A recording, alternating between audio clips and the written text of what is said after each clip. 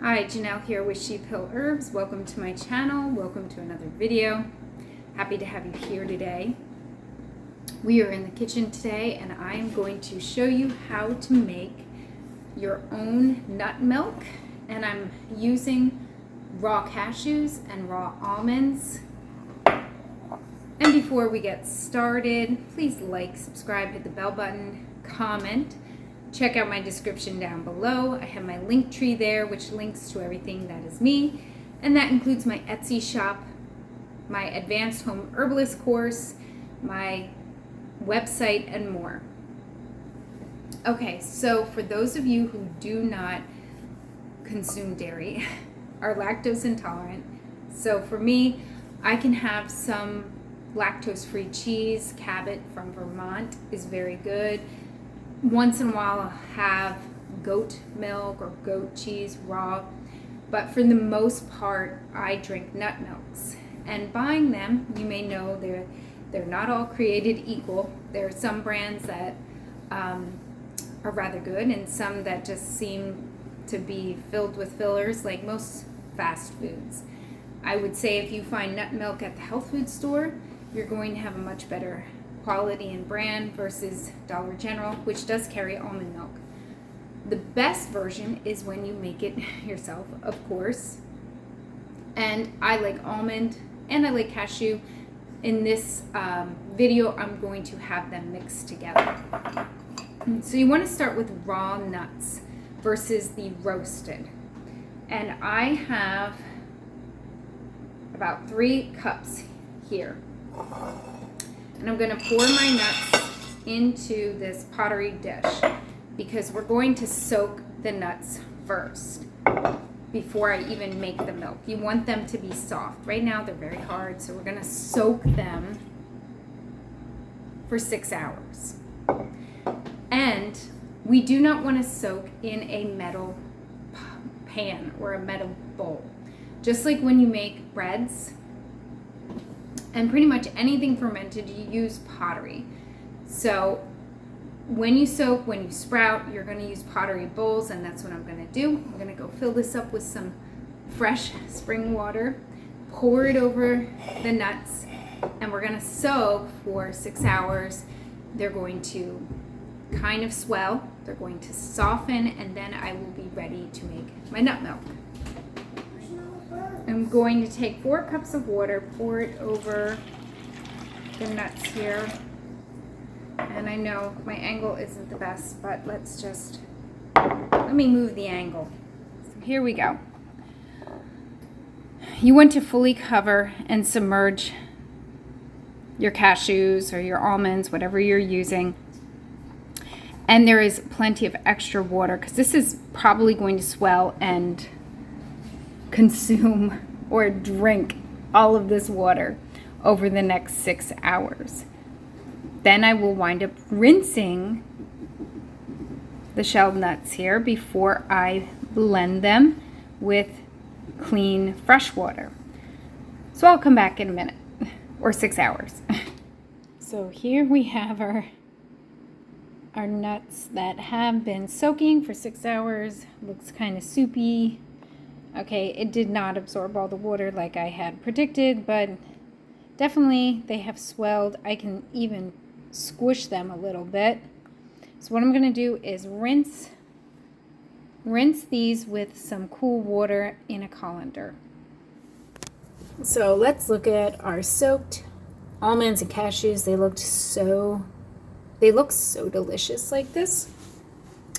We actually soak away the acidic protective coating on seeds when we soak prior to eating. It's actually a good practice to do before we would eat our seeds, any of our seeds, or sprout our grains, because the acid protects the seed from spoiling. So when we soak it or sprout it, we then make it easier to digest. Okay, so that's ready to go. We're going to blend with some fresh water. So for the next part, you're going to need a blender, some sea salt,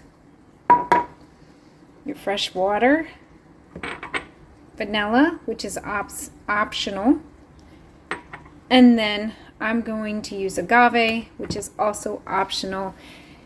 It will be a little bit bland if you don't add some sea salt and vanilla and a little sweetener. However, this homemade version, if you have had original almond milk version, is like really bland tasting. Your own homemade will have much more flavor.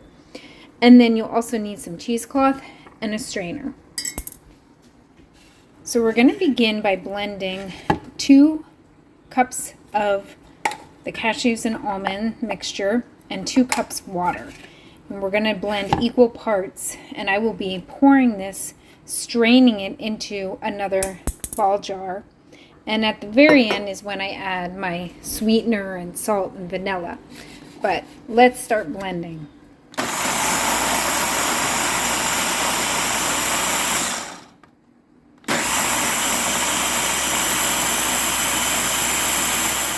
So you're actually blending the nuts with water. It's going to make like a paste.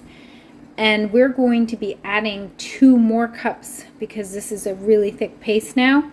And then we'll be straining off the creamy milk. Just to like review this again, I began with 2 cups of the almonds and cashews and 2 cups of water, and I blended it till it was like a paste. And now I have added 2 more cups of water. It's just, I guess if your blender, if you have like a Vitamix, you can do all the water at once, but my Ninja here, I have to kind of separate the water or it'll like spill out over. So I'm going to blend this thoroughly until this is really smooth down here.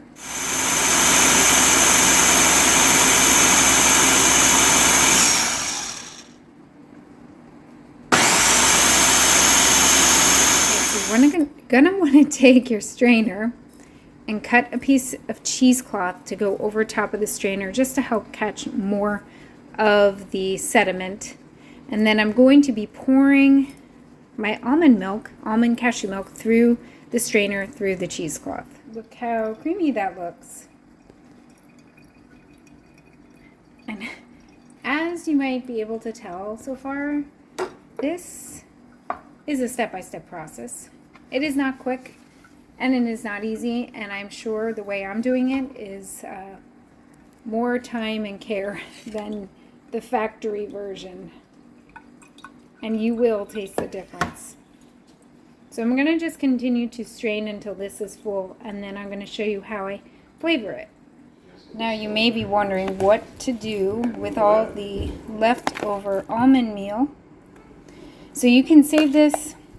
It does not have as much flavor because we've pressed out a lot of the flavor into the milk.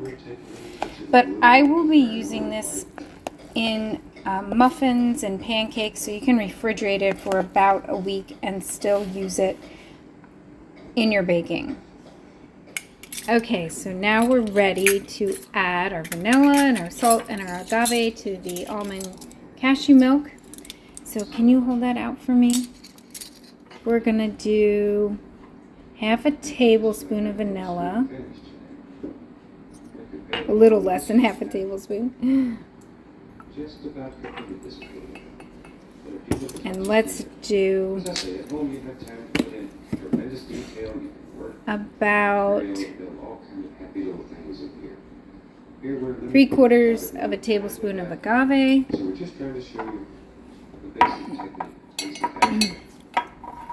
Can you open that salt? You can put down the other thing. And a pinch of salt. Everything is going in. Okay, we're going to just put the lid on and shake it up. Voila, there is your milk. We just drank some.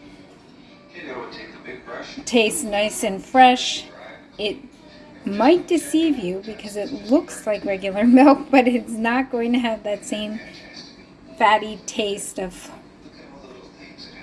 real cow milk. But for those of you who are dairy free, it is a great alternative and homemade. Thanks again.